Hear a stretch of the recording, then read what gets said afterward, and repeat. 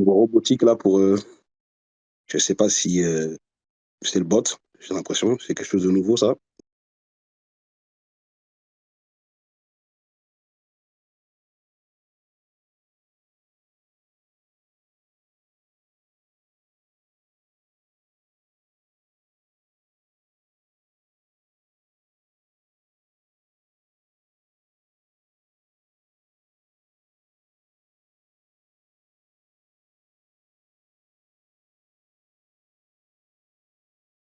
Ah c'est le bot, hein, OK.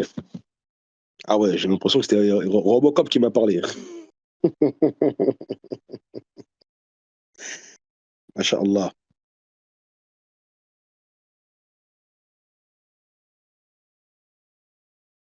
OK, donc bah, il y a pas grand monde, hein, il manque, hein. Il y a pas la sœur, Mariam?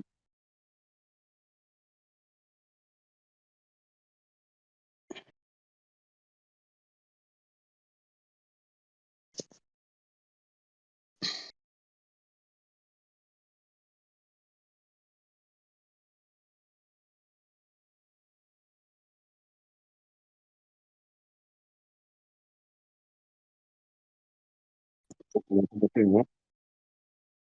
2 minutes, Inch'Allah.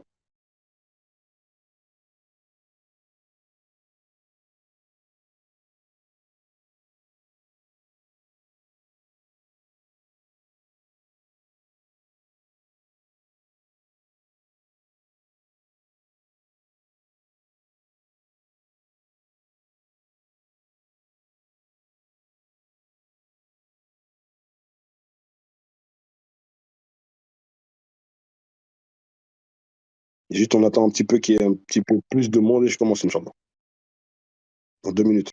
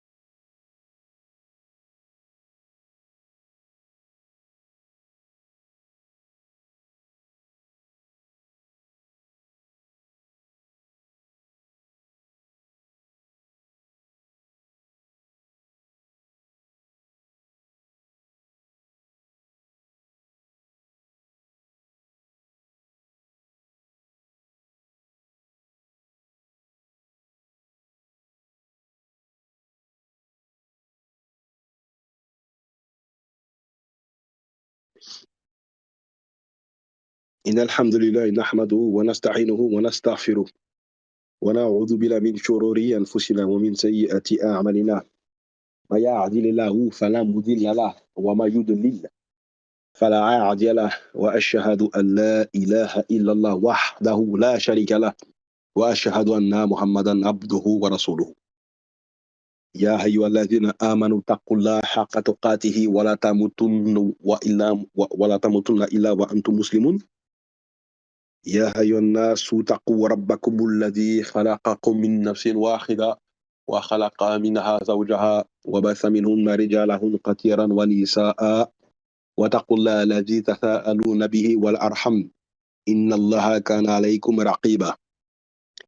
يا أيها الذين آمنوا اتقوا الله وقولوا قولا سديدا يصلح لكم أعمالكم ويغفر لكم ذنوبكم ومن يطع الله ورسوله فقد فاز فوزا عظيما. ثم أما بعد، ربي اشرح لي صدري ويسر لي أمري واحلل عقدة من لساني يفقهوا قولي. السلام عليكم ورحمة الله وbarakatuh. Donc la famille, encore une fois de plus, votre frère, votre humble frère Libas Al-Hanifi, pour continuer notre, notre petite route sur, ou plutôt notre grande route sur, bah, vous savez qui, Paul, hein, comme d'habitude. Donc j'espère que ceux qui étaient là la semaine dernière, la plupart de ceux qui étaient là la semaine dernière, j'espère qu'ils seront là. Comme ça, ils ne rateront pas l'épisode, parce qu'aujourd'hui, on va aborder, encore une fois, par la grâce d'Allah, et là, on va aborder certaines choses intéressantes sur Paul. Donc, comme d'habitude, la question que je pose, pour ceux qui étaient là la dernière fois, on s'était arrêté où?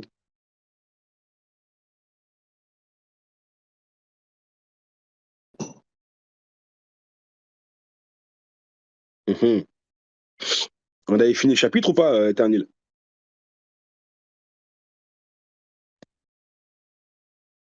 Ouais, comme ça, on va on va. Fatoshi.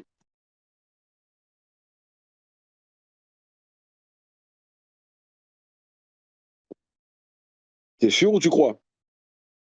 Avec Filou.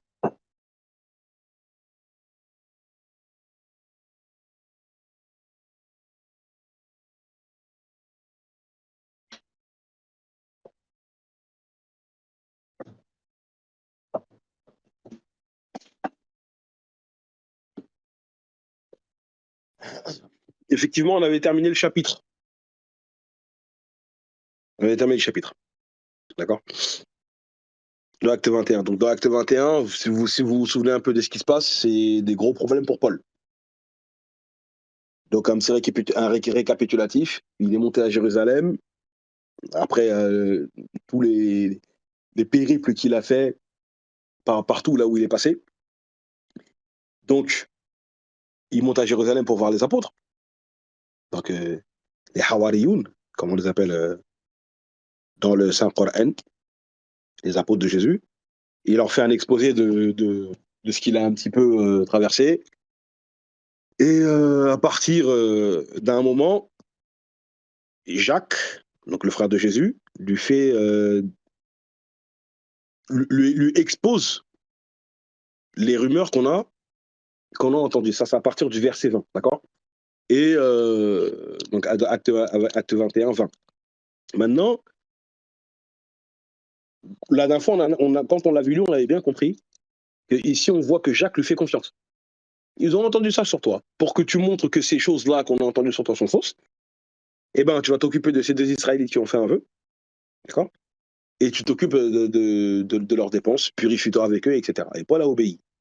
Et on avait bien compris que si Paul a obéi, c'est que Paul, en fait, était en train de démontrer, bah oui, c'est vrai, en fait, ce qu'ils ont entendu sur moi est faux. Or, les accusations qui sont portées sur Paul, c'est quoi? C'est que Paul était en train de prêcher contre la Torah et contre le fait que les enfants d'Israël doivent continuer à pratiquer les ordonnances, les coutumes des enfants, et plus précisément sur la circoncision des enfants qui vivent parmi les païens.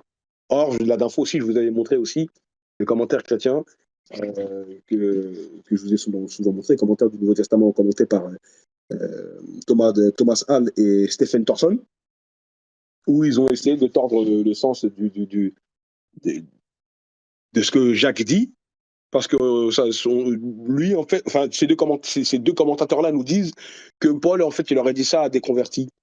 Or, on a bien vu dans le cheminement qu'on a fait, dans le parcours de Paul, vous êtes témoin avec moi, que c'est pas à des convertis à qui Paul s'est simplement adressé. Il est parti dans la synagogue, il allait voir les juifs pratiquants, et d'ailleurs, les juifs se sont beaucoup opposés à lui. Donc, c'était pas des pratiquants.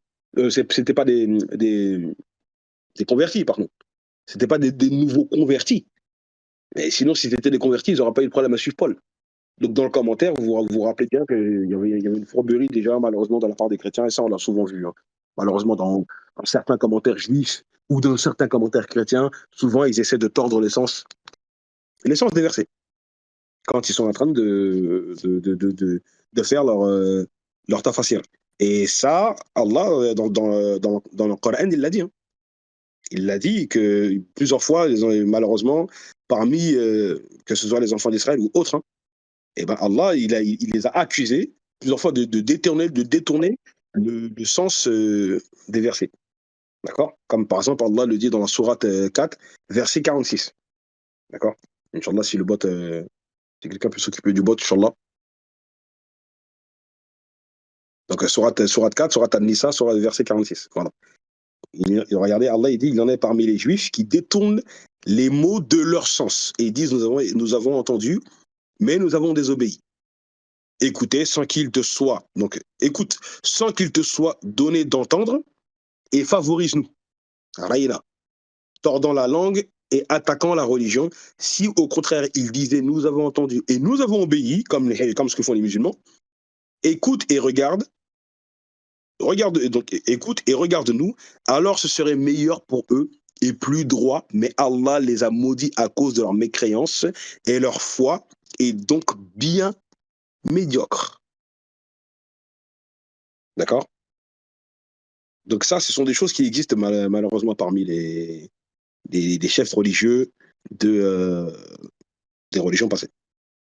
D'accord? On peut prendre encore un autre verset dans la sourate 5, verset 13. Allah aussi, il donne une parole qui va dans le même sens. Là, ça concerne les enfants d'Israël. Et le problème, il est que on est dans le contexte des enfants d'Israël. Mais ici, ce sont des chrétiens qui le font. Là, je vous mets ces versets-là parce que ces versets qui parlent des enfants d'Israël. Mais les chrétiens ont emboîté le pas aux enfants d'Israël. Et voilà pourquoi ils font la même chose. Et puis, à cause de leur violation de l'engagement, nous les avons maudits et endurci leur cœur. Ils détournent les paroles de leur sens et oublient une partie de ce qui leur a été rappelé. Tu ne cesseras de découvrir leur trahison, sauf d'un petit nombre d'entre eux. Pour dire qu'Allah, dans le Coran, il n'a pas mis tous les juifs dans le même panier. Pardonne-leur, donc un musulman doit pardonner. D'accord? Si Allah il ordonne au prophète alayhi salatu wassalam de pardonner, c'est pour les musulmans qui ne vont pas pardonner quand les juifs ou d'autres êtres humains vont nous trahir. Pardonne-leur et oublie leur faute, car Allah aime certes les bienfaisants. D'accord?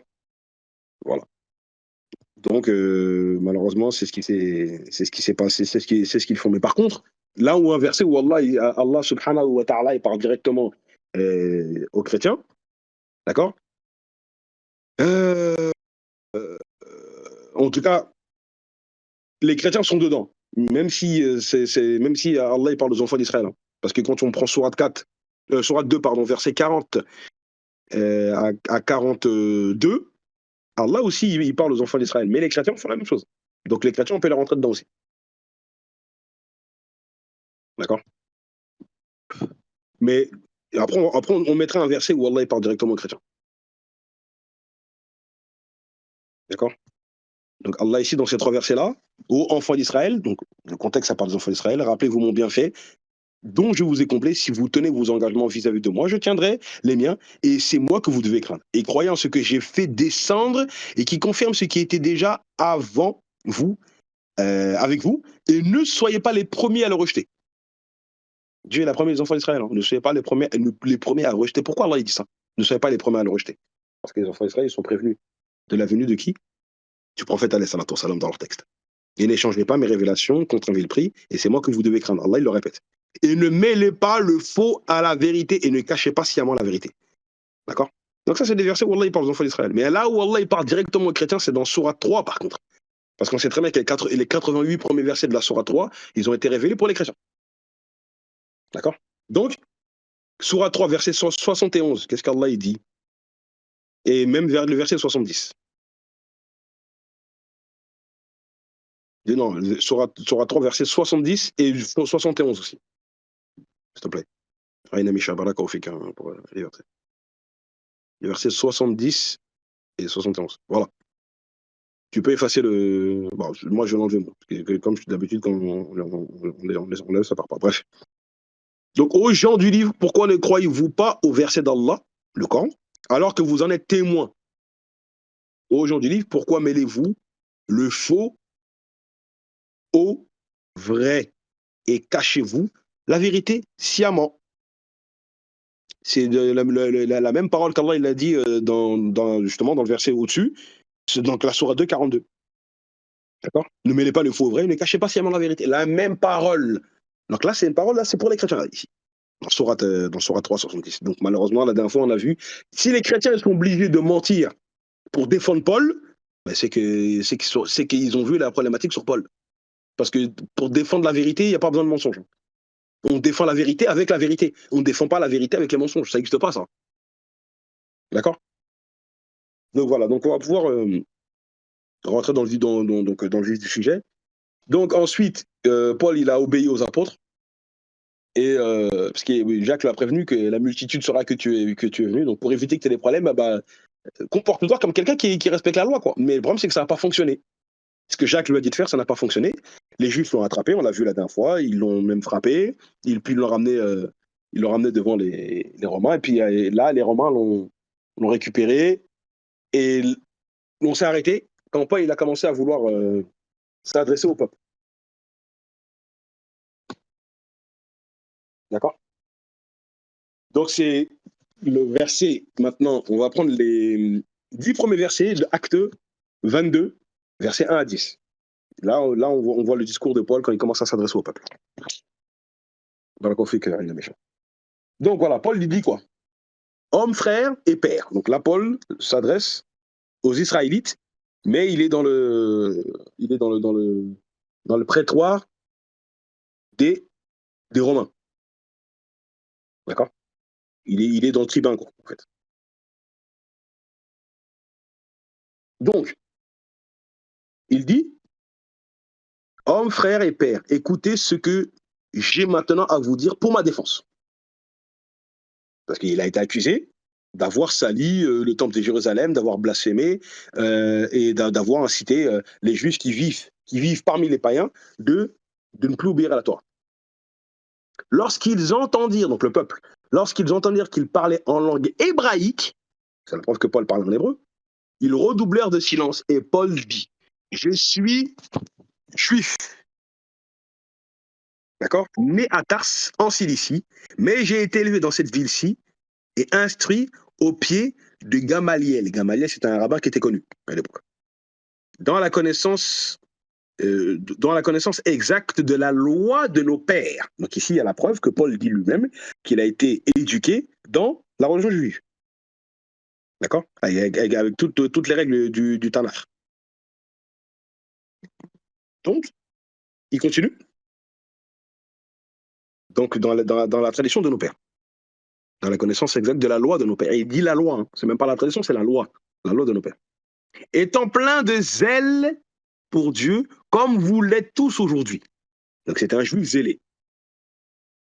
Verset 4. J'ai persécuté à mort cette doctrine, liant et mettant en prison hommes et femmes, le souverain sacrificateur. Donc, voilà, là, Paul, c'est ce qu'il a dit. Le souverain sacrificateur et tout le collège des anciens m'en sont témoins. J'ai même reçu d'eux des lettres. J'ai même reçu d'eux des lettres pour les frères de Damas. Donc là, il est en train d'expliquer ce qui s'est passé dans Acte 8 pour qu'ils puissent aller à Damas pour aller continuer à persécuter les chrétiens. D'accord? Excusez-moi.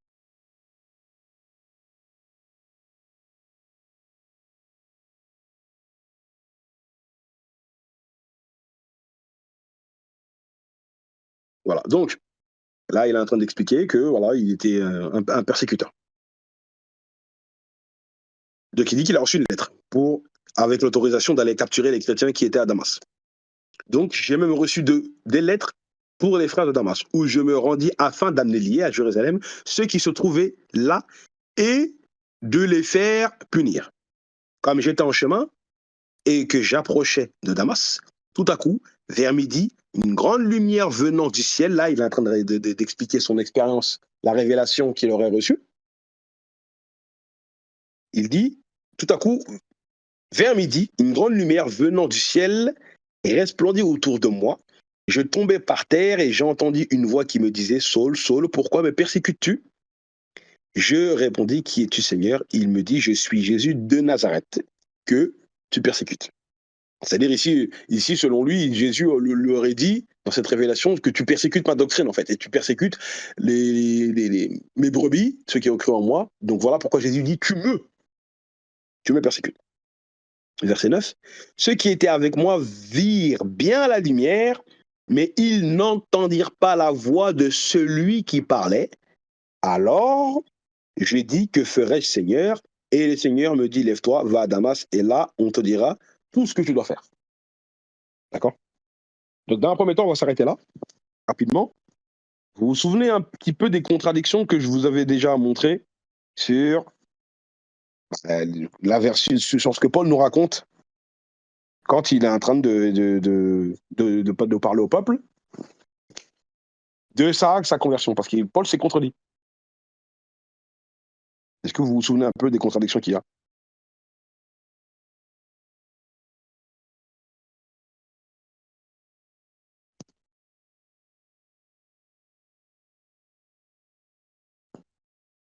Vous pouvez tous répondre, hein, comme d'habitude. Je vous écoute.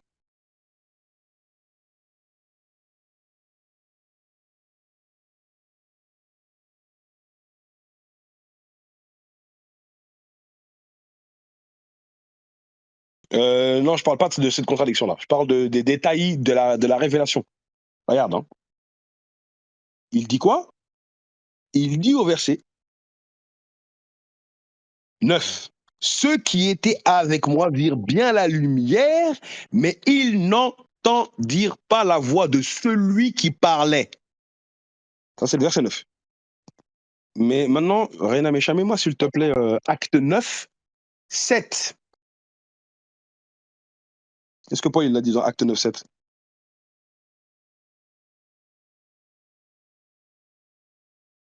Là, dans acte 9, 7, Paul il était en train de parler à un souverain sacrificateur. Là, maintenant, il est en train de parler devant le peuple. Qu'est-ce qu'il a dit dans acte 9, 7?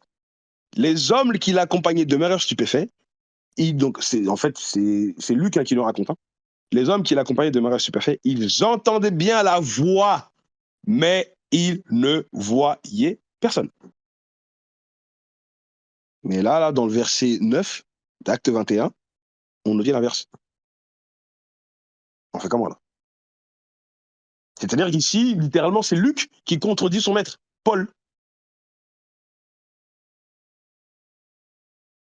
Vous avez vu? Est-ce que les autres, vous avez vu aussi? Il n'y a que Reina Maïcha et Rakfilou qui ont écrit. Ceux qui peuvent réagir comme d'habitude. Faddar. Il y a un problème.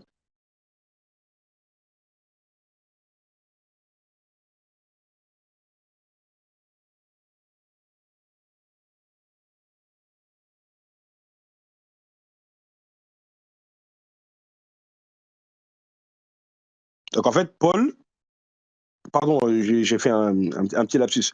Paul, en fait, dans Acte 9, hein, dans Acte 9, 7, il était parti chez le souverain sacrificateur pour prendre des lettres pour avoir l'autorisation de capturer les chrétiens.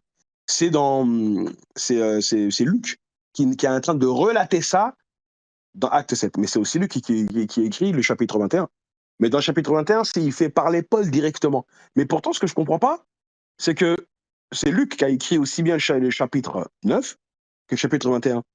Comment se fait-il que si c'est toi qui racontes ce que ton maître a vécu, c'est toi qui as écrit ce que ton maître a vécu, dans le chapitre 9, il a vu, donc il s'est passé ça, ça, ça. Tu racontes aussi la même histoire, mais tu fais directement parler à la première personne ton maître. Mais c'est toi aussi qui as écrit. Pourquoi tu te contredis toi-même? En vérité, c'est Luc qui se contredit. Soit c'est Luc qui se contredit lui-même, ou soit c'est Paul qui s'est contredit quelque part et Luc il a mis la contradiction sans s'en rendre compte. Est-ce que vous comprenez? Parce que c'est lui qui a écrit, c'est lui qui a écrit tout le livre d'Actes des Apôtres. Hein. Eh oui. Les 28 chapitres d'Actes des Apôtres, ils ont été écrits par qui? Ils ont été écrits par Luc. Donc, dans la forme, au niveau de l'écriture, du contenu du livre, c'est qui a écrit le livre? C'est Luc. Il s'est contredit. Alors, soit Paul lui avait dit une version et lui, il a écrit la première version dans un chapitre et dans un autre chapitre, il s'est contredit. Et s'il s'est contredit, de toute façon, il s'est contredit, ben, de toute façon, tout ce qui est les contradictions, les invraisemblances, les erreurs ou les inexactitudes ou les absurdités ne peuvent en aucune manière émaner de l'inspiration divine. Ce qui prouve que ce n'est pas la parole de Dieu. À partir du moment où il y a une contradiction, jamais de la vie, ça peut être la parole de qui? De Allah subhanahu wa ta'ala.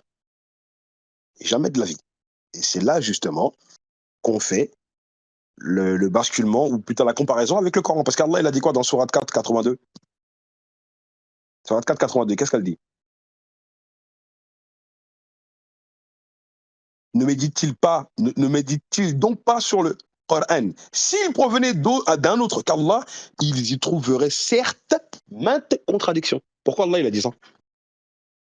C'est pour te montrer que le Coran, il n'est pas comme la Bible, hein. Le Coran ne se contredit pas. Malgré qu'on a des Majid ou Kacha là, qui font soi-disant des clubs des livres pour montrer les contradictions, mais bon, on a déjà réglé ça. Hein. Et quand il a vu justement que le collectif était monté sur ses côtes, il a commencé à répondre. Alors qu'il n'a jamais répondu à notre frère Jésus Musulman depuis des années, hein. Il y a plus de 50 vidéos que Jésus Musulman lui a fait, il n'a jamais répondu. Mais quand il a vu qu'on était monté sur son dos et que son gagne-pain était en danger, là, il a répondu à notre frère Jésus Musulman. Et aussi avec les lives du collectif qu'on a fait, où il a été obligé de réagir. Il est sorti un petit peu de son silence parce qu'il s'est dit, oula, le collectif est en train de boycotter mon livre et les gens vont se rendre compte que mon livre a des contradictions, donc je ne vais pas les... Finalement, pour les vendre comme des petits pains, ça va être compliqué. Ouais, c'est pour ça qu'il était sorti de son trou arabe pour nous répondre. Bref. Donc voilà, ici, donc on voit en tout cas un problème. Il y a une incohérence claire dans les propos de qui? De Paul. Donc on va continuer. Maintenant, on va prendre le verset 11 à 20, Inch'Allah.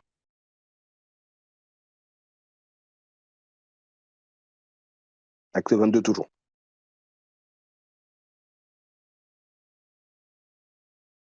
Ok. Ensuite, Paul continue. Il est en train de parler au peuple. Comme je ne voyais rien, à cause de l'éclat de cette lumière, ceux qui étaient avec moi me prirent par la main. Et j'arrivai à Damas. Or, un nommé Ananias, homme pieux, selon la loi, et de qui tous les Juifs demeurent à Damas, rendent un bon témoignage. Donc là, il est en train d'insister sur la piété de qui? De Ananias. Et que tout le monde le sait. Donc vint se présenter à moi. Et il me dit, mon frère recouvre la vue. Au même instant, je recouvrais la vue et je le regardais. Il dit, le Dieu, regardez bien ici ce qu'Ananias ici dit, et je vais vous montrer un commentaire chrétien. Il dit, donc Ananias dit à Paul, le Dieu de nos pères t'a destiné à connaître sa volonté, à voir, donc virgule, à voir le juste. La ponctuation, elle est importante. À voir le juste. Donc il y a le Dieu de nos pères et il y a le juste. Et à entendre les paroles de sa bouche, donc de la parole du juste là. Car tu lui serviras de témoin auprès de tous les hommes des choses que tu as vues et entendues. Et maintenant, que tardes-tu? Lève-toi, sois baptisé et lavé de tes péchés en invoquant le nom du Seigneur. De retour à Jérusalem, j'ai prié dans le temple, je fus ravi en extase, je vis le Seigneur qui me disait hâte-toi et sors promptement de Jérusalem parce qu'ils ne recevront pas ton témoignage sur moi là. Encore une fois, le Seigneur c'est qui? Ici, le Seigneur c'est qui? C'est Dieu ou Jésus? On va voir ça. Et je dis, Seigneur, ils savent eux-mêmes que je faisais mettre en prison et battre de verges dans la synagogue ceux qui croyaient en toi. Et lorsqu'on répandit le sang d'Étienne, mon témoin, j'étais moi-même présent, joignant mon approbation à celle des autres et gardant les vêtements de ceux qui le faisaient mourir. Ici, on va revenir sur des passages et ça va encore remettre en cause ce que des chrétiens disent. Ici, on a encore la preuve flagrante que pour Paul et Ananias, Jésus n'est pas Dieu. Je vous ai posé la question. Quand Ananias dit à Paul, il lui a fait recouvrir la vue selon le texte. Au verset 14, il lui dit, le Dieu de nos pères t'a destiné à connaître sa volonté, virgule, et à voir le juste, et à entendre les paroles de sa bouche. Le Dieu de nos pères, et je vous pose la question et répondez-moi tous, Inch'Allah. Pour les Juifs, c'est qui? Quand un Juif il dit le Dieu de nos pères, c'est Jésus ou c'est le Dieu des Juifs, Elohim, Yahweh, etc. C'est qui?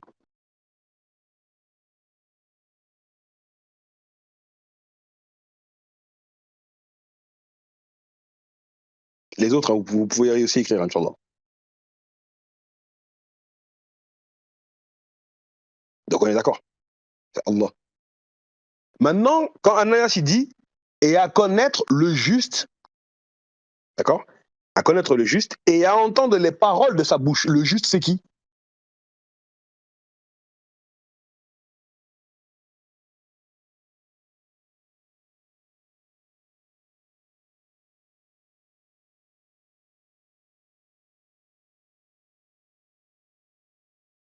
Ok. Regardez bien. Je vous mets le commentaire que je vous mets souvent, commentaire du Nouveau Testament, d'accord? Donc commenté par Thomas Hall et Stephen Thorson. Qu'est-ce qu'ils ont dit? On va prendre directement le bas le paragraphe des versets 14 à 15. Hein. Les propos d'Ananias cités ici ne sont pas mentionnés dans Acte 9. D'accord? Dans Acte 9, Paul, il n'a pas cité ça. Paul emploie ses propres expressions pour relater sa conversion. Il veut démontrer qu'un juif, un homme pieux selon la loi, en l'occurrence Ananias, verset 12, lui avait imposé les mains pour être l'apôtre de Jésus. Ananias avait déclaré à Paul, le Dieu de nos pères t'a destiné à connaître sa volonté, à voir le juste. Et entre guillemets, ils ont mis Christ. Donc le juste, c'est Christ. Et à entendre les paroles de sa bouche. Paul avait vu le Christ ressuscité, c'est-à-dire qu'il est mort et qu'il est revenu à la vie, donc ça ne peut pas être Dieu. Et il avait vu sa gloire resplendissante et il avait aussi entendu ces mots de sa bouche. Moi, je suis Jésus de Nazareth, donc le verset 8, c'est parce qu'il avait vu et entendu le Seigneur que sa vie avait été radicalement transformée. Si Paul n'avait pas été aussi sûr que c'était Jésus, il n'aurait jamais été capable d'endurer avec joie toutes les souffrances et les épreuves qui se sont dressées sur sa route. Donc ici, vous avez bien vu la distinction qu'il y a entre Jésus et qui? Et le Dieu de nos pères. Et ça, c'est une expression que les Juifs utilisent souvent, le Dieu de nos pères. Quand les Juifs disent le Dieu de nos pères, jamais de la vie ils font référence à Jésus. Et le plus grand des apôtres, il a utilisé la même expression. Quand on prend Actes des Apôtres, chapitre 5, versets 30 à 32, qu'est-ce que Pierre a dit aux Juifs là-bas? Regardez bien, hein. La même expression. Le Dieu de nos pères a ressuscité qui?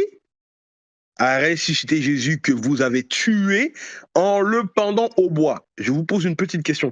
Quand les Juifs ils disent, quand l'apôtre Pierre, pardon, ici, il dit le Dieu de nos pères, encore une fois, c'est la même expression qu'Ananias, le Dieu de nos pères. Quand un Juif, ils disent le Dieu de nos pères, c'est pour eux, les Juifs, c'est qui pour eux le Dieu de nos pères? C'est le Dieu d'Abraham, de Isaac, de Jacob. Et il a fait quoi? Il a ressuscité Jésus. Même cette parole de Pierre, elle démontre clairement que pour Pierre, mais jamais de la vie, Jésus il peut être Dieu, puisque c'est le Dieu d'Israël et le Dieu de nos pères, hein, d'Abraham, d'Isaac et de Jacob et de tous nos ancêtres, de toutes les tribus d'Israël, passées depuis des siècles. C'est ce Dieu-là qui a ressuscité qui? Jésus. Donc ici, déjà, on a la preuve claire que même pour Ananias, il dit le Dieu de nos pères t'a choisi pour que tu rendes témoignage du juste, qui est Jésus. Donc même pour Ananias, Jésus, c'est pas Dieu, et pour Paul aussi.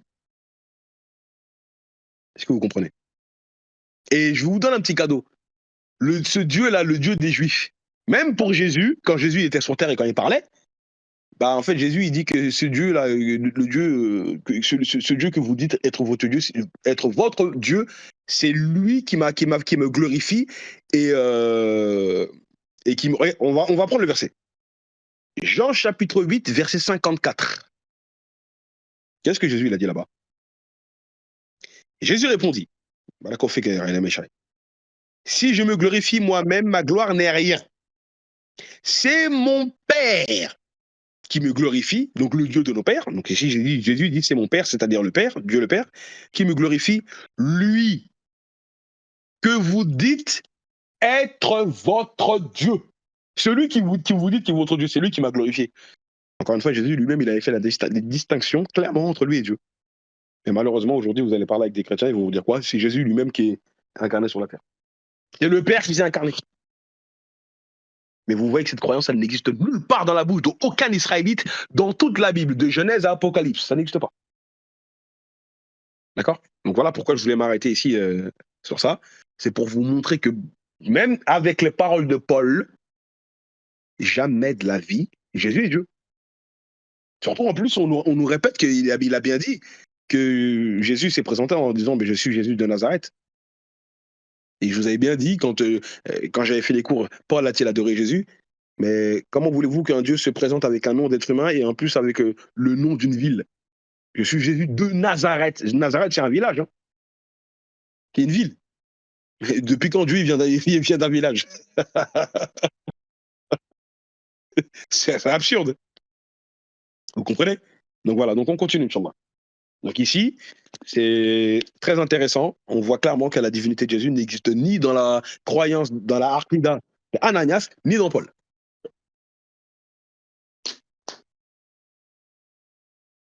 Donc on va continuer le chapitre, Inch'Allah. On va prendre du verset 21 à 30. La suite, Inch'Allah.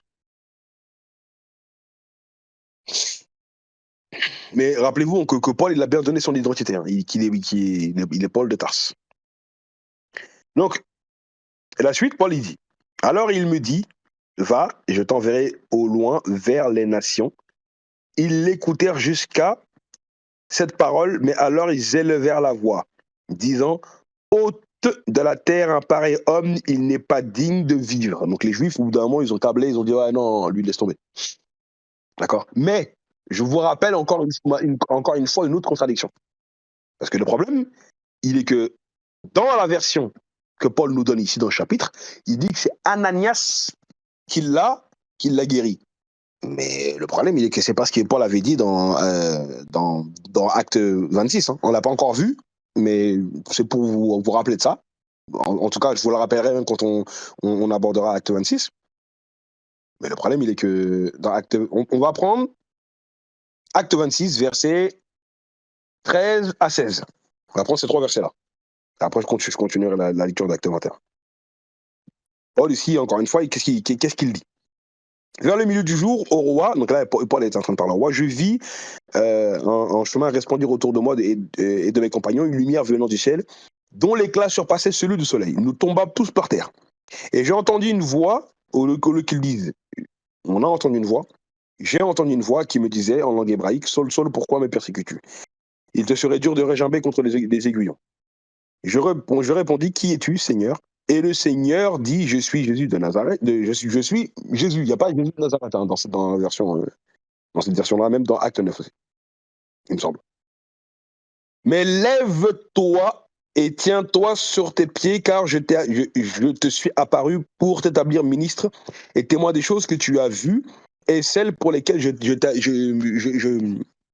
t'apparaîtrai. Mais ici, lève-toi, marche. Ici, en fait, quand tu vois le texte, tu comprends que Jésus le guérit en fait directement.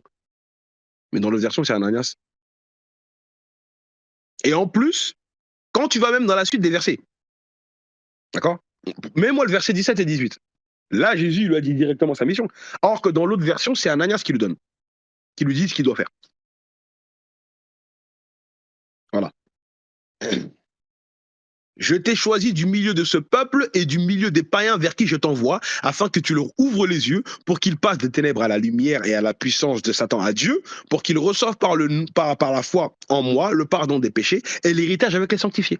Là, Jésus lui a directement dit ce qu'il devait faire. Mais dans la version que Paul est en train de nous raconter, et en tout cas la version qu'il est en train de raconter au peuple israélite, ici, dans Acte 22, et là il dit, non, non, non, quand il a posé la question, qu'est-ce que je dois faire? Eh bien, Jésus lui aurait dit, va à Damas, et là, on te dira ce que tu vas faire. On fait comment là? On va relire le passage. Hein. On va lire le passage. Donc, tac, tac, rapidement.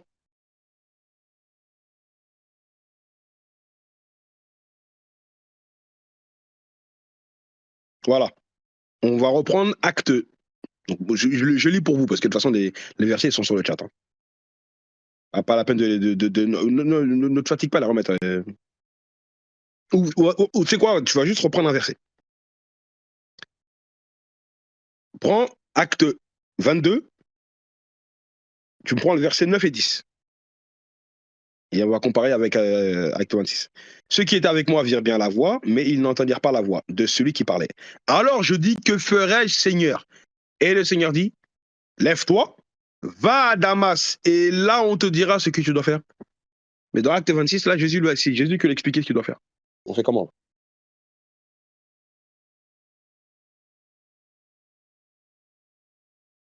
On fait comment?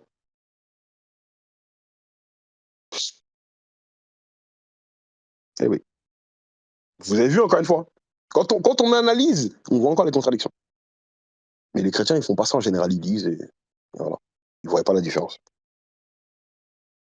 Est-ce que vous comprenez? D'accord? Ah ben, s'il faut le Saint-Esprit pour comprendre ce genre de choses-là, on va voir on va voir dans le chapitre d'après, que même Paul, là par contre dans le chapitre d'après, je vous préviens, hein, il y a une dinguerie. Hein. Il y a une dinguerie. Et ce qui montre clairement que Paul ne peut pas être un apôtre de Jésus. Déjà, je vous ai donné plusieurs preuves qui le montrent. En tout cas, le Paul biblique. Hein, d'accord? Et comme je vous le répète, peut-être que le véritable Paul qui a existé, peut-être qu'il est innocent de toutes ces choses-là, mais il y a trop de problèmes sur lui. Trop de problèmes sur lui pour que nous, les musulmans, puissions valider son apostolat. En tout cas, Allah va après. Donc, la foule, elle réagit quand Paul il est en train de dire que Jésus leur a dit d'aller vers les nations. Donc, je reprends le verset 22. Ils l'écoutèrent jusqu'à cette parole, mais alors ils élevèrent la voix, disant, hôte de la terre, c'est un homme pareil, il n'est pas digne de vivre. Verset 23. Ils poussèrent des cris, jetaient leurs vêtements, lançaient de la poussière en l'air. Le tribun commanda de faire entrer Paul dans la forteresse et de lui donner la question par le fouet. Donc cette fois-ci, là, on va te fouetter, là. Donc je vous ai dit, il est dans les problèmes, Paul. C'est pas facile pour lui, hein, dans Acte 22. Hein. Miskin. D'accord? Mais après, c'est lui qui s'est mis dans cette situation, faut assumer. Hein. Donc de lui donner la question par le fouet, afin de savoir pour quel motif il criait ainsi contre lui. Il criait, c'est-à-dire pourquoi les enfants d'Israël criaient contre lui. Vous voyez bien que le il est là au pluriel ici. Lorsqu'on lui exposait au fouet, Paul dit au centenier qui était présent, vous est-il permis de battre de verge un citoyen romain qui n'est pas même condamné? Ah, un romain. Ah, d'accord. Pourtant, au début du chapitre, on nous a dit qu'il était juif. Hein. Mais là, il est romain. Ok. D'accord, bon. Et donc, vous est-il permis de battre de verge un citoyen romain qui n'est pas même condamné? À ces mots, le centenier alla vers le tribun pour l'avertir, disant, que vas-tu faire? Cet homme est romain. Et le tribun étant venu, dit à Paul, dis-moi, es-tu romain? Oui, répondit Paul. Le tribun reprit, c'est avec beaucoup d'argent que j'ai acquis ce droit de citoyen. Il a fallu qu'il paye pour avoir le droit d'être romain. Mais Paul dit, et moi, dit Paul, je l'ai par ma naissance. Donc selon Paul, il dit que par sa naissance, il a réussi à avoir la citoyenneté romaine. Pourtant, il est né à Tars, en Cilicie. Alors quand on regarde les commentaires chrétiens, il y a à boire et à manger là-dessus. Hein. C'est un peu trop long, c'est vrai que je vous le donne. Ça va être long. Mais en tout cas, il est israélite de naissance et romain de naissance. Bon, c'est possible, hein. On peut très bien être dans un pays. Moi, par exemple, je peux très bien être. C'est comme mon fils, hein, par exemple. Hein. Moi, j'ai mon fils aujourd'hui qui a 22 ans, mais il est né au Sénégal, mais il est français. Il est né au Sénégal, il est venu ici quand il avait 6 mois, mais il est français parce que je l'avais déclaré à l'ambassade de France, etc. Donc il est venu avec sa mère quand il avait 6 mois. Donc c'est possible ce genre de choses. Peut-être qu'à l'époque ça se faisait, d'accord? Parce que j'ai vu certains chrétiens dans leurs commentaires, c'est ce qu'ils disent. Mais en tout cas, c'est quand même assez étrange. D'accord?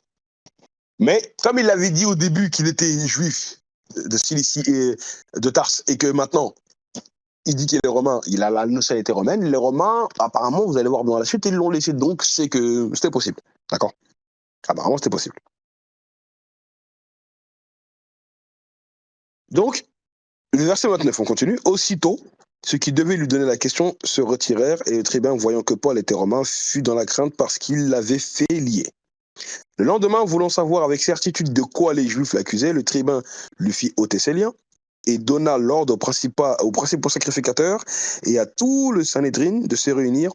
Puis, faisant descendre Paul, il le plaça au milieu d'eux.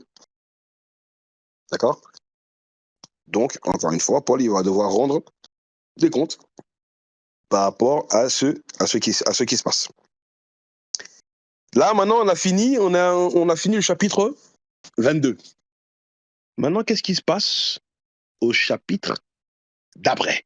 On va prendre Acte 23, versets 1 à 5.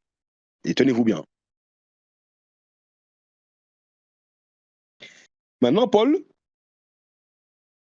ici, il va devoir s'expliquer. Paul les regards fixés sur le Sanhédrin, dit: Homme frère, c'est en toute bonne conscience que je me suis conduit jusqu'à ce jour devant Dieu. Le souverain sacrificateur Ananias ordonna à ceux qui étaient avec lui, qui étaient auprès de lui, pardon, de le frapper sur la bouche. Frappez-le sur la bouche. Donc, faut de frapper Paul. Alors Paul lui dit: Dieu te frappera, muraille blanchie. Tu es assis pour me juger selon la loi, et tu violes la loi en ordonnant qu'on me frappe. D'accord? Paul, ici, il est en train de se défendre. Comment ça, tu vas me frapper, tu es en train de violer la loi de Dieu, etc. Ceux qui étaient auprès de lui dirent: Tu insultes le souverain sacrificateur de Dieu? Et le verset 5 nous dit: Et Paul dit: Je ne savais pas, frère, que ce fut le souverain sacrificateur, car il est écrit: Tu ne parleras pas mal au chef de ton peuple. Je vous pose une question. Est-ce que la problématique qu'il y a ici, vous la connaissez? Vous voyez c'est quoi le problème?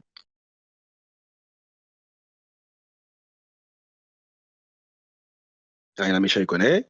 Et les autres?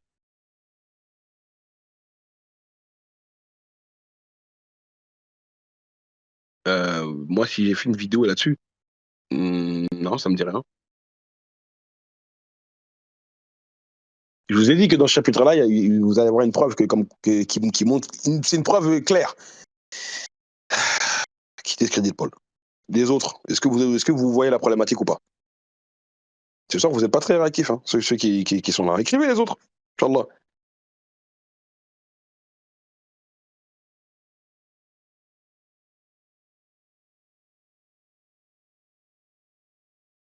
Ah, peut-être que j'ai fait une vidéo où j'avais parlé de ça, je me souviens plus. Les vidéos, il y en a tellement, ça fait en plus un moment que j'ai pas fait de vidéo là. Si vous avez constaté, je me souviens plus que j'ai montré cette problématique-là. Ça me dit rien en tout cas. J'avais fait une vidéo où j'avais montré la problème avec la circoncision, etc. Mais sur la problématique que je vais vous montrer, je ne me rappelle pas avoir fait une contradiction. Avoir montré la contradiction. Bon, regardez.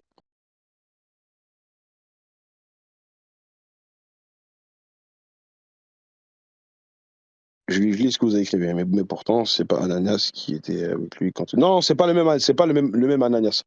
Là, c'est un souverain sacrificateur. Là. C'est pas le Ananias qui lui a rendu la vue. C'est pas le même. D'accord. Donc, vous allez comprendre la problématique. Je vous pose une question. Ici, Paul, il est devant le souverain sacrificateur. Donc, est-ce qu'on est d'accord que c'est une autorité, le souverain sacrificateur là?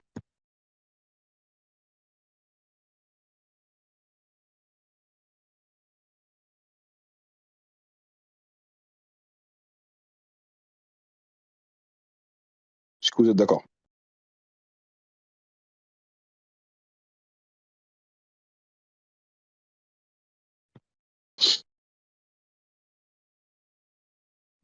On est d'accord.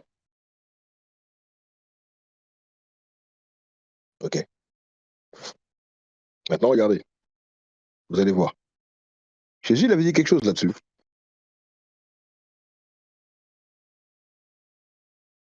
On va prendre Matthieu chapitre 10,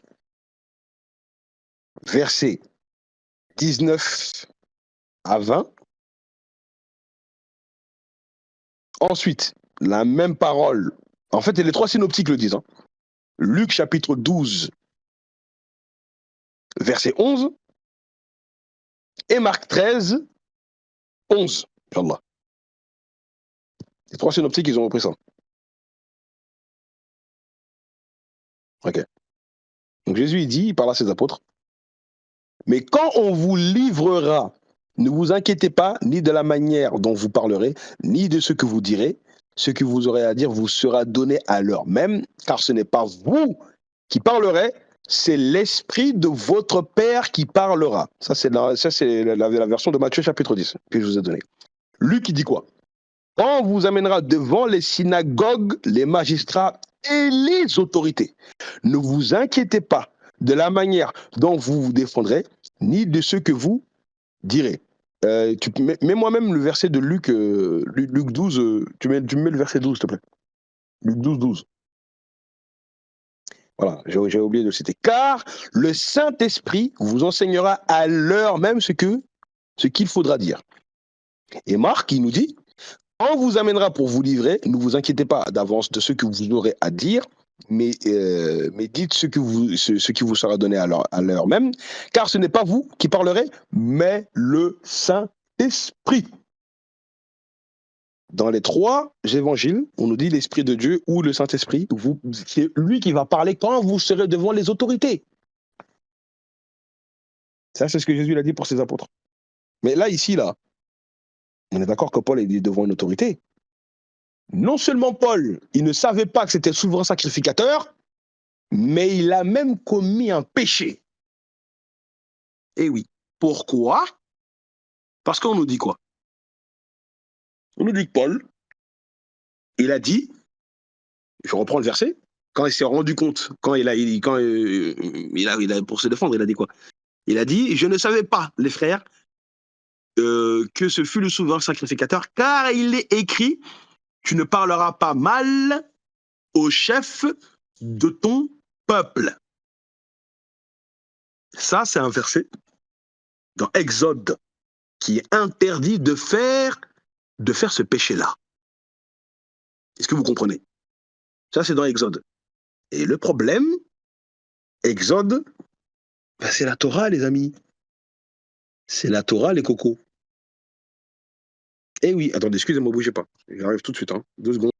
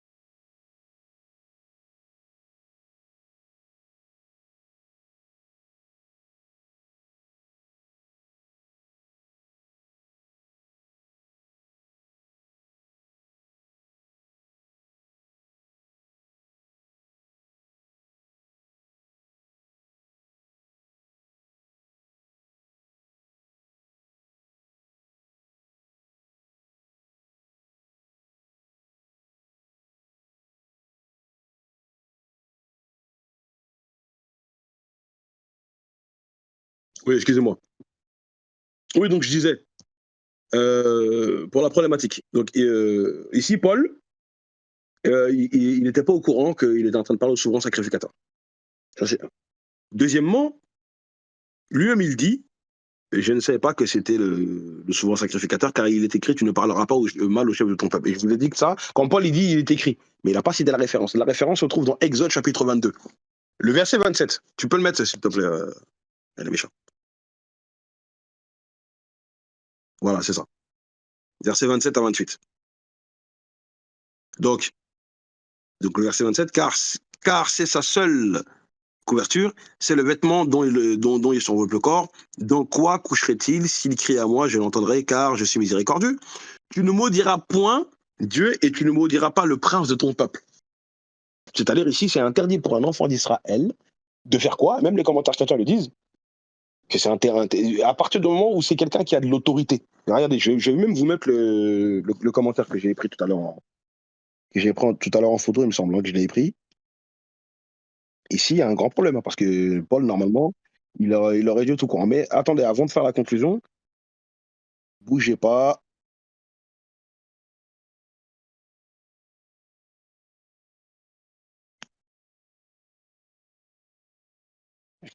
Regarde le commentaire. Voilà.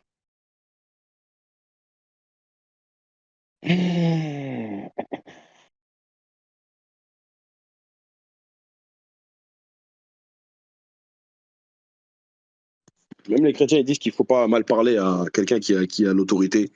Et pourtant, c'est un souverain sacrificateur, c'est pas un chrétien, hein. Mais même quelqu'un qui n'est pas chrétien, il a quand même l'autorité et il est mandaté par Dieu. Et ça, même les chrétiens le disent.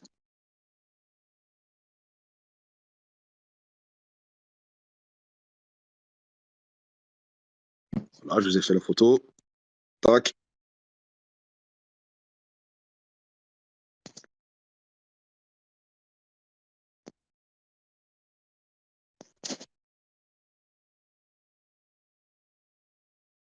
La page 660.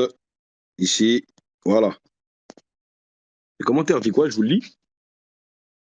Paul venait à peine de commencer à s'expliquer devant le Sanhédrin. Il espérait persuader ses membres qu'il était un juif bon et fidèle. Vous vous souvenez de ce que je vous ai dit? C'est que dans le chapitre 21, quand Jacques lui a dit ce qui paraît, il y a ça sur toi, donc il faut que tu montres que tu es un juif qui respecte la loi. Ici, les chrétiens nous disent que Paul venait à peine de commencer à s'expliquer devant le Sanhédrin. Il espérait persuader ses membres qu'il était un juif bon.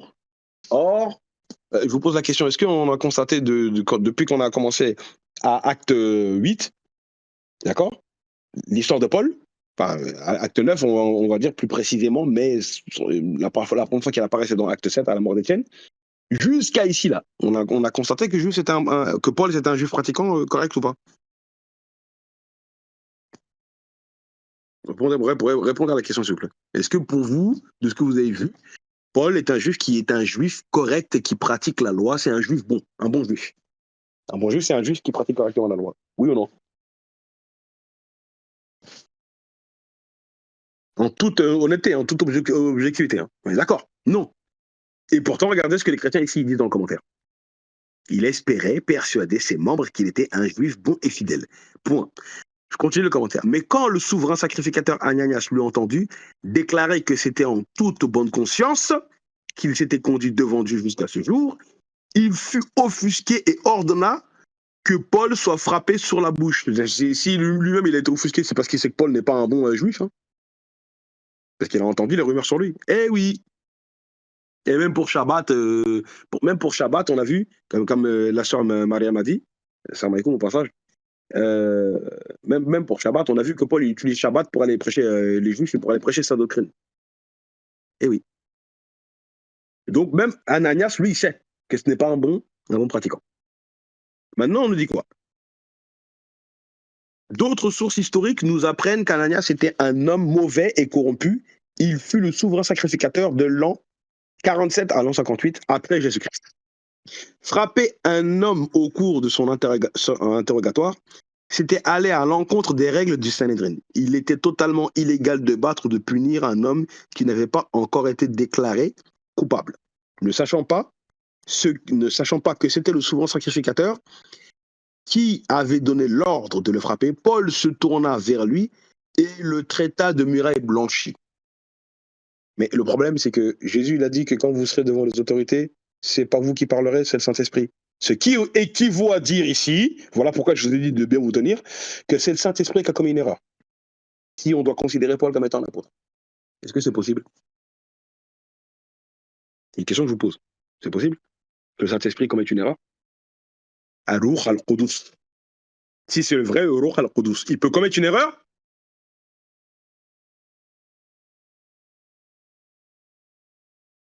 Eh oui. Vous vous rendez compte un peu? C'est grave. Paul, il est devant. Jésus, il a dit quand vous serez devant les autorités, c'est pas vous qui parlerez, c'est l'esprit de votre Père qui parlera ou le Saint-Esprit qui va parler. Je vous ai lu les 3 versets dans les 3 synoptiques, 3 évangiles qui reprennent cette parole de Jésus pour les apôtres.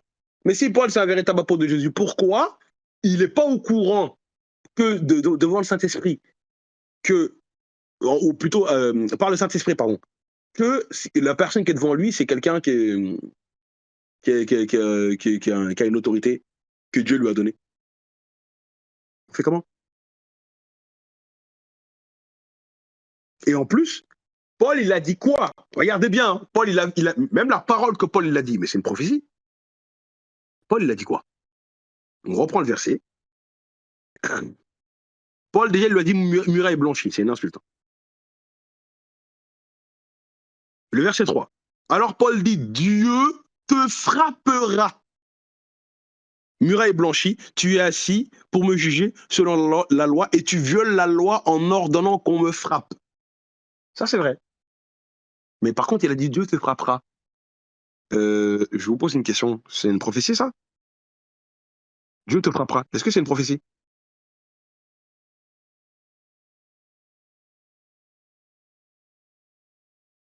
Exactement. Exactement ce que tu as dit, Jetmir. On est d'accord que c'est une prophétie? Dieu te frappera. On est d'accord que c'est une prophétie, oui ou non? Répondez-moi tous, Barakofikum. Barakofikum, répondez-moi tous. Est-ce que c'est une prophétie?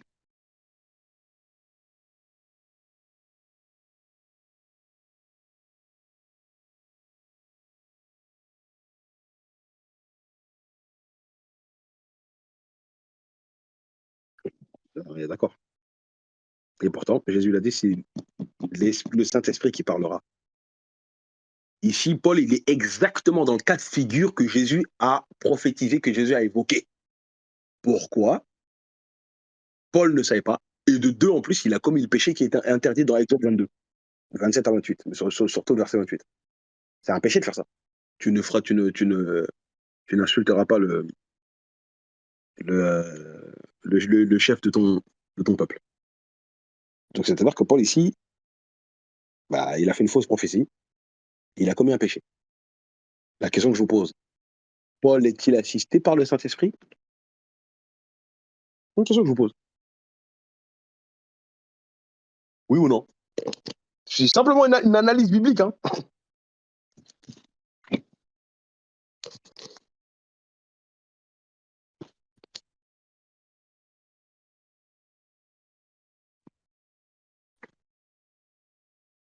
D'accord.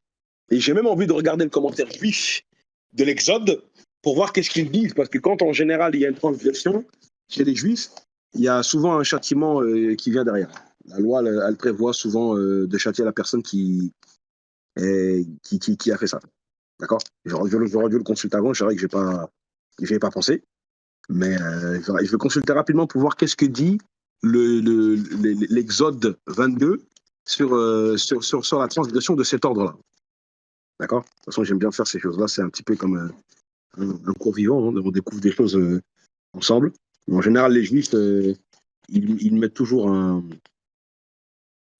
des. En général, ils mettent des commentaires sur ce genre de choses. Je regarde rapidement. On verra qu'est-ce que dit s'il y a un châtiment là-dessus. Mais en tout cas, Paul ici, comme il a transgressé la Torah. Clairement. Or, on ne peut pas voir un apôtre de Jésus transgresser la Torah. D'accord? Voilà quoi. C'est normalement, c'est quelque chose que tu es censé savoir. Et en plus, pourquoi Paul n'est pas au courant que le souverain, pourquoi Paul n'a-t-il pas reconnu le souverain sacrificateur? Quand vous regardez dans les commentaires chrétiens, ils reconnaissent que Paul avait une mauvaise vue. Hein. D'accord? Ils reconnaissent que Paul avait une mauvaise vue, mais il y a un problème. Encore une fois, même sur ça, il y a un problème. Parce que les chrétiens nous disent que Paul avait une mauvaise vue. Il y avait cette possibilité-là. La Bible Semeur le disait, si je me souviens bien. Et pourtant, il a bénéficié d'un miracle pour sa vue. Quand il a perdu la vue sur le chemin de Damas, dans Acte 9, on nous dit qu'Ananias lui a fait recouvrer la vue, comme lui-même l'a raconté. Comment Dieu te fait recouvrer la vue par un miracle qu'il a fait par l'intermédiaire d'un homme? Tu recouvres la vue, mais pourtant, tu vois mal. Tu n'as pas une bonne vue. Or, regardez le miracle de Mohammed alayhi salatu wassalam avec Qatada pendant une bataille.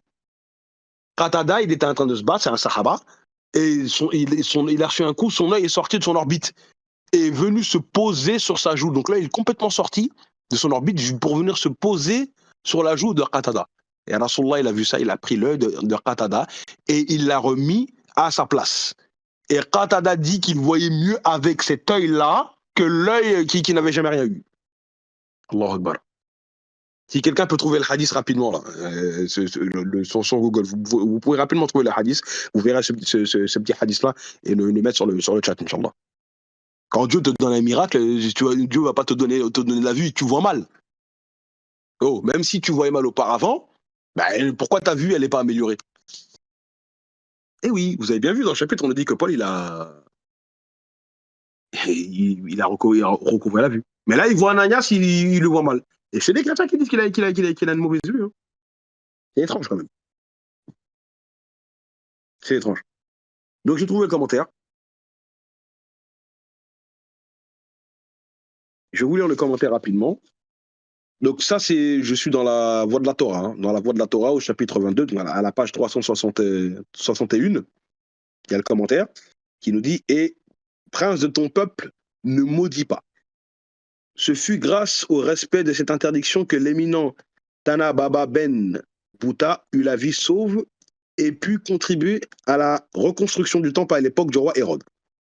Celui-ci, après avoir fait assassiner les membres de sa famille royale, les Asmonéens et un grand nombre de sages d'Israël, fit priver Baba Ben Bouta de la vue. Il vint lui rendre visite un jour dans l'intention de lui tendre un piège en l'incitant à maudire le roi, qui ne pouvait. En fait, il n'y a pas de. En tout cas, je continue les commentaires. Il vint, voilà, dans l'intention de lui tendre un piège en l'incitant à maudire le roi, qu'il ne pouvait reconnaître en raison de sa cécité. Alors qu'en plus, ici, on est dans un contexte qui ressemble à celui de Paul. Hein. Si vous regardez bien, on est dans un contexte qui ressemble à celui de Paul. Mais lui, il est complètement aveugle. D'accord? Donc, ce sage-là qui s'appelle Tana Baba Ben Bouta. Mais le sage, le grand sage, ne se laissant pas influencer, il invoqua notre verset, de même que la phrase de l'Ecclésiaste, chapitre 10, verset 20, ne maudis pas le roi, même en pensée, au fond de ta chambre, à coucher, ne maudis pas le riche à cause de l'oiseau du ciel, transmettra le son de ta voix et le Jean ailé rapportera les propos. Après, il donne une référence BB 36, BB. Bref. Donc, il n'y a pas de. En tout cas, dans ce commentaire-là, il n'y a pas de châtiment prévu pour la personne qui fait ça. Mais quoi qu'il arrive, de toute façon, c'est une interdiction. Donc ici, on a là un grand problème, c'est que Paul, non seulement il n'est pas assisté par le Saint-Esprit, il a fait une prophétie qui ne se réalise pas, et il a commis un péché. Un double problème. Or, selon Jésus, il était censé avoir l'assistance du Saint-Esprit, c'est même le Saint-Esprit qui devait parler. Ça, je suis désolé, mais c'est une preuve, en tout cas, biblique, que Paul ne peut pas être un apôtre de Jésus. Je suis désolé.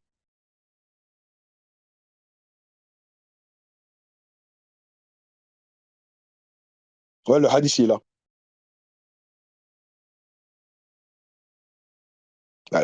Barakofik, Narim, pour le hadith. Je vais le lire pour la peine. Le prophète rétablit le Qatada dans son orbite. Al-Baqi, donc Al-Bahaqi a rapporté que Qatada ibn Nun Man, qui avait été blessé à l'œil le jour de la bataille de Badr, son œil pendait sur sa joue, comme je vous l'ai dit. Ils ont donc voulu le couper et ont demandé la permission au messager d'Allah, sallallahu alayhi wa sallam, qui leur a alors dit ce qui signifie non. Le prophète a fait appeler Qatada, il a palpé l'œil et l'a remis en place de sa main honorée, alayhi salatu wa salam.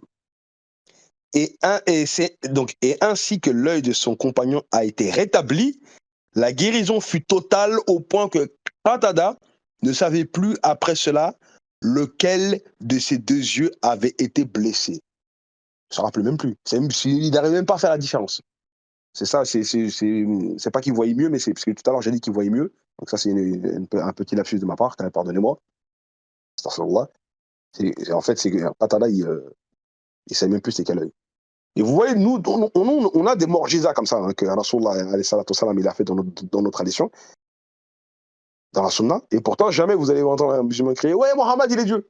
Mais quand vous voyez dans les évangiles que Jésus fait un miracle du même ordre, hein, du même délire, il a rendu par exemple la vie à un aveugle, ah, il est Dieu. Calmez-vous, là, c'est un prophète de Dieu. Nous, les musulmans, ça ne nous surprend pas. Même les juifs, hein, quand ils voient un miracle, ça les surprend pas.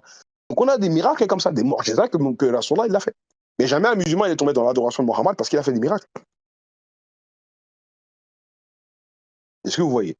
D'accord? Donc, voilà, c'était pour en tout cas pour faire le lien. Donc on va terminer le chapitre, Inch'Allah. Bah bien sûr, Raïna Mécha. C'est un miracle. Des mu'jizat comme ça que Rasulullah il a fait, il y en a plein. Il y en a plein. Mais pourtant, nous les musulmans, on n'est pas là à le crier sur tous les toits, hein, et pourtant on le sait. Pour ça on vous dit que les chrétiens, eux, c'est du zèle. Ils voyaient un petit truc, ça y est, ils pètent un plomb tout de suite. Calmez-vous, il y a des prophètes de l'Ancien Testament qui ont fait des miracles plus impressionnants que les miracles du Christ, hein. Et pourtant, les Juifs n'ont pas dit n'ont jamais divinisé ces prophètes-là. Les miracles, ils viennent de Dieu. Eh oui. Donc, on continue. Tac, tac, tac, tac. Donc, on s'est arrêté quand le souverain sacrificateur il parle à Paul. Bougez pas, je reprends là où on s'est arrêté.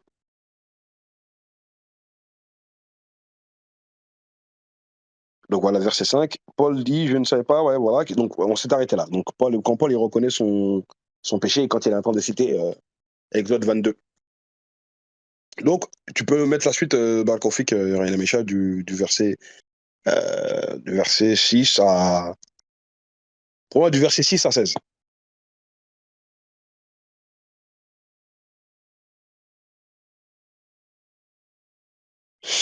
Ok, Barkofik. Ceux qui veulent faire des recherches après pour l'authenticité de ce hadith-là, en tout cas, je ne sais pas s'il y en a qui veulent faire des recherches, mais voilà.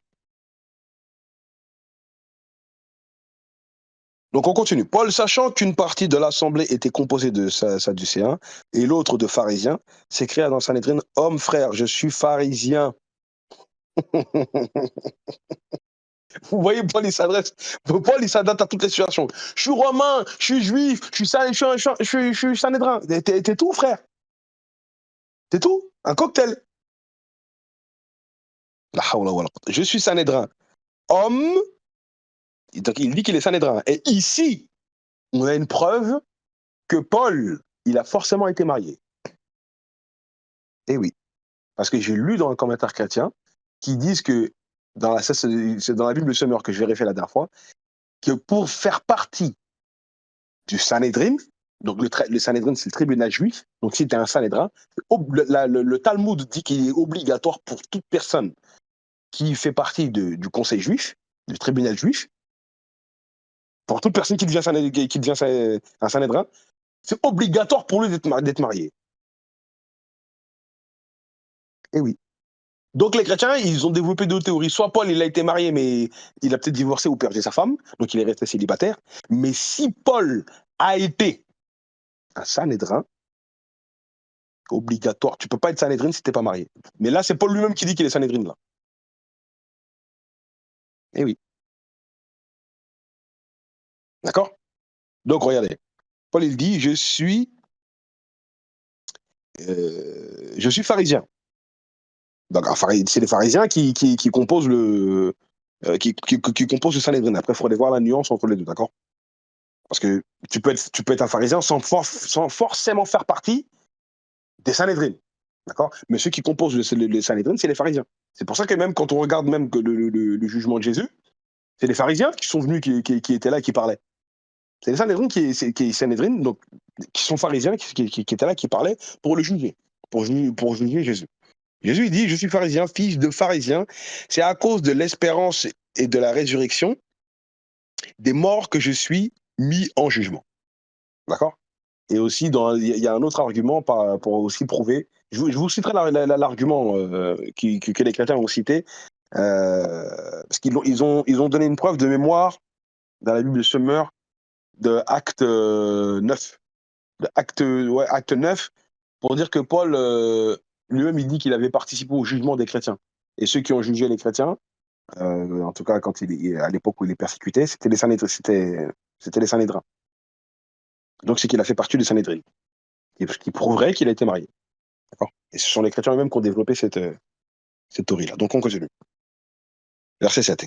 Quand il dit cela, s'éleva une discussion entre les pharisiens et les sadducéens. Et l'assemblée se divisa. Car les sadducéens disaient qu'il n'y a point de résurrection. Et oui, on sait bien que les sadducéens ne croient pas en ça. Et qu'il n'existe ni ange ni esprit, tandis que les pharisiens affirment les deux choses. Il y eut une grande clameur et quelques scribes du parti des pharisiens s'étant levés, engagèrent un vif débat et dirent: nous ne trouvons aucun mal en cet homme, peut-être un esprit ou un ange lui a-t-il parlé, quand il était en train de raconter sa vision sur Jésus. Comme la discorde allait croissante, le tribun, craignant que Paul ne fût mis en pièces par ces gens, fit descendre des soldats pour l'enlever du milieu d'eux et le conduire à la forteresse. La nuit suivante, le Seigneur apparut à Paul. Donc, quand on parle de Seigneur ici, c'est Jésus. Hein. Les commentaires chrétiens, ils le disent. Et dit: prends courage, car de même que tu as rendu témoignage de moi dans Jérusalem, il faut aussi que tu rendes témoignage dans Rome. Quand le jour fut venu, les Juifs formèrent un complot et firent des imprécations contre eux-mêmes en disant qu'ils s'abstiendraient de manger et de boire jusqu'à ce qu'il eût tué Paul. Donc voilà, je vous ai dit, Paul, il est dans les problèmes. Ceux qui formèrent ce complot étaient plus de 40. Et ils allèrent trouver les principaux sacrificateurs et les anciens, auxquels ils dirent: nous nous sommes engagés avec des imprécations contre nous-mêmes à ne rien manger jusqu'à ce que nous ayons tué Paul. Vous donc maintenant adressez-vous avec les Sanhédrin au tribun pour qu'il l'amène devant vous, comme si vous voulez examiner sa cause plus exactement, et nous, avant qu'il approche, nous sommes prêts à le tuer. Le fils de la sœur de Paul, ayant eu connaissance du guet-apens, alla dans la forteresse informer Paul. Donc Paul, il a été informé, en tout cas ici, de la tentative de meurtre sur sa personne. D'accord. Donc on va continuer la suite. Et là, on s'est arrêté au verset 16. On va aller jusqu'au verset... On va jusqu'au verset 26. On va conférer la méchante. Paul appelant l'un des centeniers et dit: mène ce jeune homme vers le tribun, car il a quelque chose à lui apporter. Le centenier prit le jeune homme avec lui, le conduisit vers le tribun et dit: le prisonnier Paul m'a appelé et il m'a pris de t'amener ce jeune homme qui a quelque chose à te dire. Le tribun me prenant le jeune homme par la main, et se retira à l'écart, lui demanda: qu'as-tu à m'annoncer? Il répondit: les Juifs sont convenus de te prier d'amener Paul demain devant le Sanhédrin, comme si tu devais t'enquérir de lui plus exactement.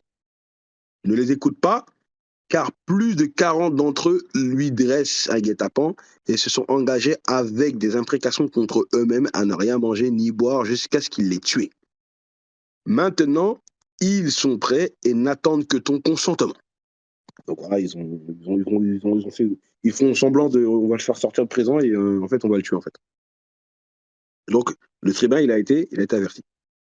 Le tribun renvoya le jeune homme après lui avoir recommandé de ne parler à personne de ce rapport qu'il lui avait fait. Ensuite, il appela 2 centeniers et dit: tenez prêt, dès la 3e heure de la nuit, 200 soldats, 70 cavaliers et 200 archers pour aller jusqu'à Césarée, qu'il ait aussi des montures pour Paul, afin qu'on le mène sain et sauf au gouverneur Félix. Il écrivit une lettre ainsi conçue: Claude Lysias, au très excellent gouverneur Félix, salut. Donc, le tribun, il a écrit une lettre pour que ce gouverneur puisse recueillir Paul. Donc, donc, en fait, je vais le faire sortir au milieu de la nuit, vous avez compris, pour pas que le lendemain, il soit justement victime du guet-apens que ces 40 juifs ont fait contre lui. Donc, on va prendre on va continuer la suite, du verset 25 au verset 35. Comme ça, on a terminé le chapitre. Après, on passe à une phase de questions-réponses sur moi. Ensuite, il écrivit Voilà. Cet homme dont les Juifs, donc on continue, cet homme dont les Juifs s'étaient saisis allait être tué par eux. Lorsque je survins avec des soldats et leur enlevé, ayant appris qu'il était romain, voulant connaître le motif pour lequel ils l'accusaient, je l'amenai devant leur Sanhédrin. J'ai trouvé qu'il était accusé au sujet des questions relatives à leur loi, mais qu'il n'avait commis aucun crime qui mérite la mort ou la prison. Donc là, c'est le contenu de la lettre. Informé que les Juifs lui dressèrent des embûches, je te l'ai aussitôt envoyé en faisant savoir à ses accusateurs qu'ils eussent à s'adresser eux-mêmes à toi, à Dieu. Ensuite, verset 31, les soldats, selon l'ordre qu'ils avaient reçu, prirent Paul et le conduisirent pendant la nuit jusqu'à Antipatris. Le lendemain, laissant les cavaliers poursuivre la route avec lui, ils retournèrent à la forteresse. Arrivés à Césarée, les cavaliers remirent la lettre au gouverneur, donc Félix, et lui présentèrent Paul. Le gouverneur, après avoir lu la lettre, demanda de quelle province était Paul. Ayant appris qu'il était de la Cilicie, je t'entendrai, dit-il, dans tes accusations. Quand tes accusations seront venues, il ordonna qu'on le gardât dans le prétoire d'Hérode. Donc voilà. Donc on a fini 2 chapitres, alhamdoulilah. Donc vous voyez encore une fois l'évolution de l'histoire de Paul. Donc on a vu plusieurs problématiques. Donc on va s'arrêter là, Inch'Allah. On continuera la suite, peut-être 2-3 chapitres la semaine prochaine, Inch'Allah. Donc je vous remercie de m'avoir écouté. Donc s'il y a des questions par rapport, comme d'habitude, au sujet, bah, je vous écoute, Inch'Allah. Et puis comme d'habitude, je vous répondrai dans la limite de mes connaissances, Inch'Allah. Donc on peut commencer une phase de questions-réponses. Comme ça, à 23h, on arrête, Inch'Allah. Wa fik barakallah.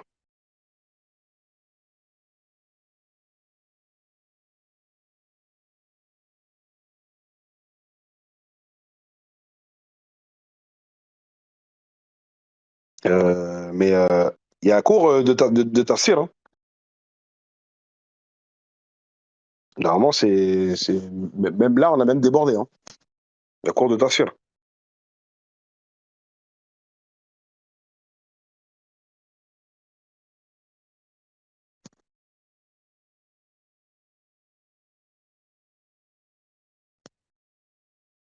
Ouais, il y a cours de tafsir, les frères.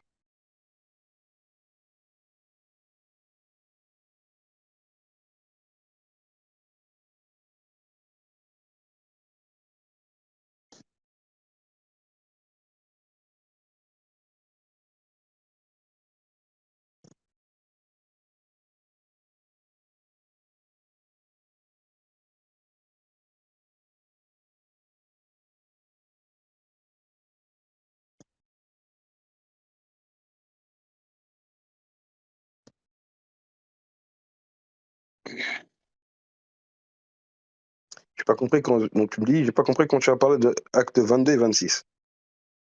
En fait, j'ai voulu faire le lien, parce que dans acte 26, Paul aussi, il raconte encore sa conversion. En fait, il le raconte dans 3 passages. Il le raconte dans acte 9, donc dans acte 9, on le raconte quand ça s'est produit. Dans acte 22, ici, là, il le raconte, et il le raconte encore dans acte 26. Mais il y a des contradictions. C'est pour ça que j'avais cité ça.